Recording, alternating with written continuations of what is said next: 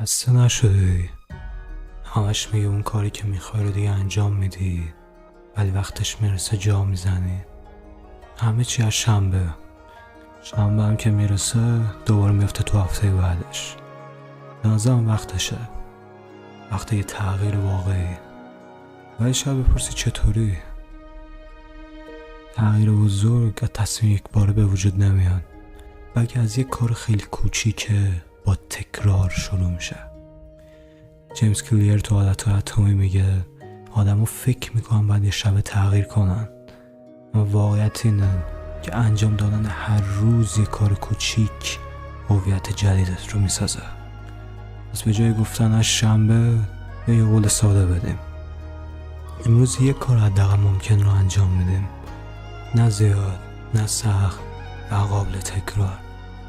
مثلا 5 دقیقه خوندن، 20 دقیقه تمرین یا فقط یک صفحه نوشتن.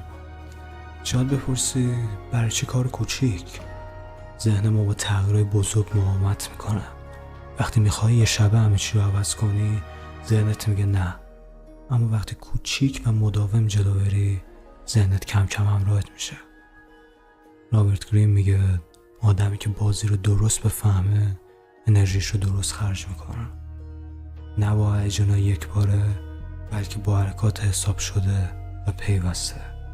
یعنی به جای سوزوندن انرژی برای یه شب تغییر کردن، قدم به قدم نقشت رو بساز. حالا میخوام باید مستقیم حرف بزنم، دیگه بهونه نیار. انگیزه نمیاد تا تو کاری نکنی، تا وقتی شروع نکنی انگیزه دنبالت نمیادش. نذار ذهنت کولت بزنه.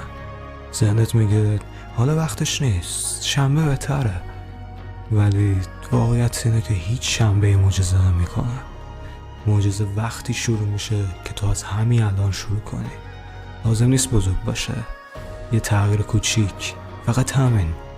امروز یه قدمی بردار که فردا بتونی به خودت بگی من شروع کردم، من دارم ادامهش میدم. همین یه جمله کافیه. من شروع کردم.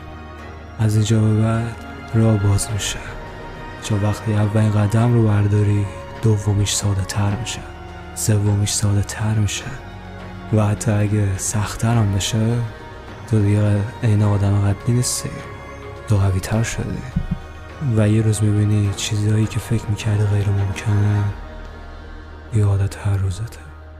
پس الان تصمیم بگیر، نه فردا، نه شنبه، همین الان شروعش کن.